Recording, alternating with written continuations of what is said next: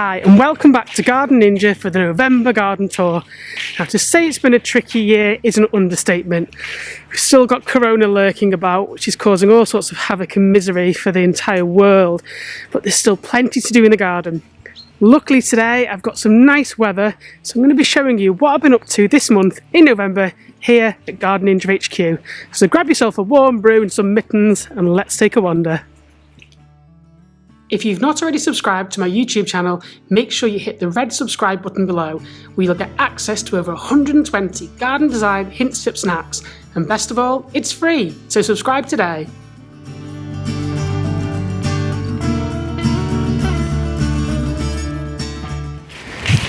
Now the leaves have pretty much all fallen off the trees here at Garden Ninja HQ, and it doesn't mean that you just need to scoop them up and put them in the bin. Come on Barry! Leaf mould is an excellent way to recycle, revitalise and reuse all these fallen leaves.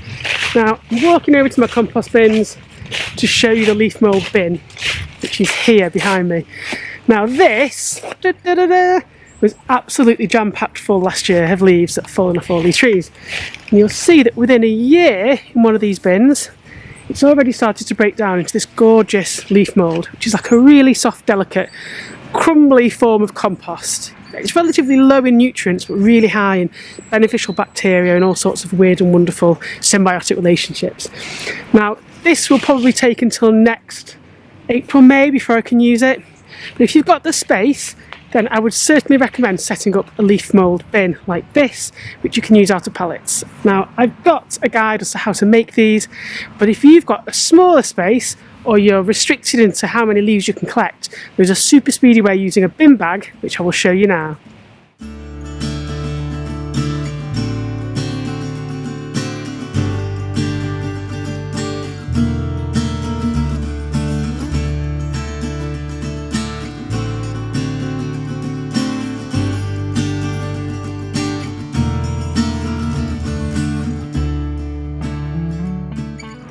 Now, although the weather is pretty frightening, you can still slow compost your cuttings and prunings from the end of the year.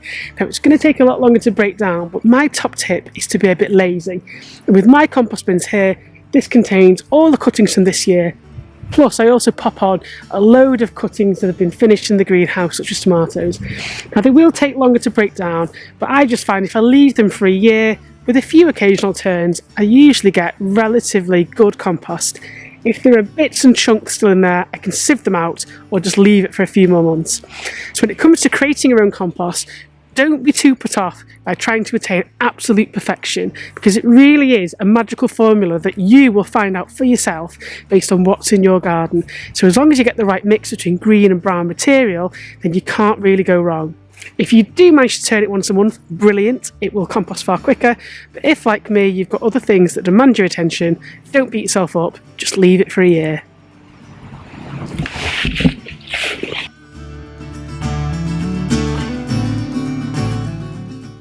So if your garden's anything like mine, you may find that you've got awkward spots, particularly near the front of the borders, where things haven't quite well established or you've got gaps in between plants.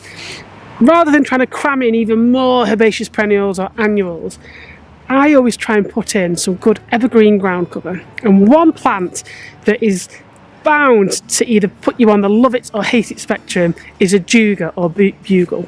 Now it's down here and I'll give you a close-up. Now my lovely sister-in-law has kindly been propagating it for me because she's got bags of it in her townhouse garden. It's a great plant for filling in spaces. Now, I asked a few of you online whether you loved or hated a Juga, and people either said, oh, snails completely decimate it, or people don't like the fact it's a bit dark and moody. But for me, in this garden, with all this space, a Juga is a really good specimen that will creep in between the plants, especially at the fronts of borders. It's got a pretty gorgeous purple flower that people overlook.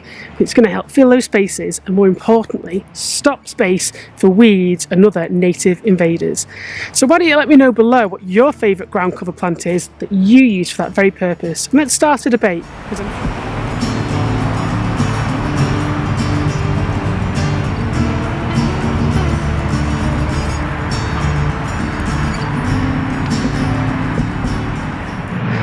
Now we're here in the Exploding Atom Garden and there are still some pops of colour even though it's a cold November month. if I spin around, you can see the asters behind me, and we've got all these rich kind of russety brown tones. Now, one thing I learnt last year when it came to maintaining the garden was that I need to clip and prune back some of these specimens in December rather than waiting till March. Now, in the past, I've always just left my herbaceous perennials, but in a garden this size, it becomes a real mission to cut them back. And what I also learned is that I need to be weeding from January onwards. Now, I'm not saying you need to be in your gardens in the cold weeding, but on a garden of this size, if I don't keep on top of them, and there's a few already down there, then it's going to be a real mission, and I don't want gardening to be a mission. It has to be fun. So my top tip for you would be to maybe clip back some of the herbaceous perennials that are finished. I always leave the grasses, I think they always look gorgeous, but maybe go for that 50-50 approach I talked about last month, and then it keeps you out in the garden fit and active, and it also means that come spring next year you're not going to be bombarded with a mix of tatty material and new material all competing for your attention.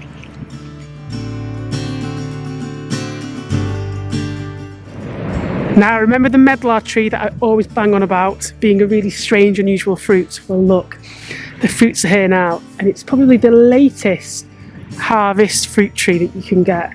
Now, I will leave these on up until December because the medlars here, and I'll give you a close-up, need to be bletted. So the longer you can leave them on, and if we get an early frost in December, the better, because it helps break down the sugars and the thick sort of fleshy wall of these fruits.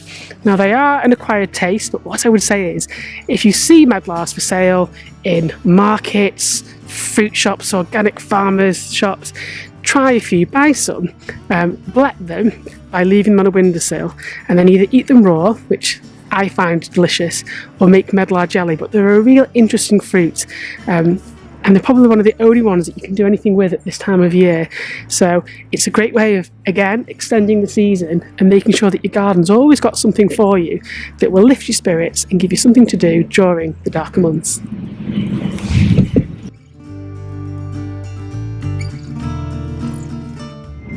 So I've been receiving loads of comments about how to prune different roses, and this month I've been tackling one of my rambling roses. Now, usually you prune rambling roses immediately after flowering, but mine is still flowering even now in November. It was getting a bit wayward. I had pruned it last year back to the ground, and all this is this year's growth, and it was really bushing. So what I decided to do was to take back maybe half of the growth from this year, because rambling roses have a habit of kind of sprawling out everywhere, and I wanted to contain it because I want the roses to cover this arbour here but not be firing out on all cylinders around this base. So I've pruned this to have a really strong framework that twists up around this support, and I've taken off any growth that's coming out into the path because you don't want to get scratched and it's going to start looking messy. Now, I've provisionally tied them in with some strong twine, and I'm hoping to train them up to the top of the arbour and then across. Most of the flowers will sit on the new growth on the very top, and over time this will become just more of a support than real flowering material. But I've been quite brutal, and you'll see the results of that next year. Now, climbing roses are slightly different, and I tend to prune them in winter, so November's a good time. And what you're aiming for with a climbing rose is a stable and structured framework for new growth to grow up off, which will then flower. And what that means is that you will tend to have stems that you then pull down into a horizontal position as best you can, and then you'll find that these buds in the spring will break, and the growth will try and grow up laterally upwards, and that's the growth that will flower. Now, you need to train these main stems horizontally, as I've just said. If you don't, what you'll end up with is a few stems go all the way up with a few meagre bits of growth and a few flowers. So by training these horizontal growths along a trellis, you're going to force all these new buds to break in spring, which will then send up the lateral growth, which will then flower. And it's all about thinking of the framework, taking your time and planning so that you can get all these horizontals. Now, with most climbing roses, you probably want between 3 and 6. This one is a really old one, and I've taken off a third of it this year. You can already see there's some new growth, and as that gets more established next year, I will then train that horizontally further up, and so the process continues.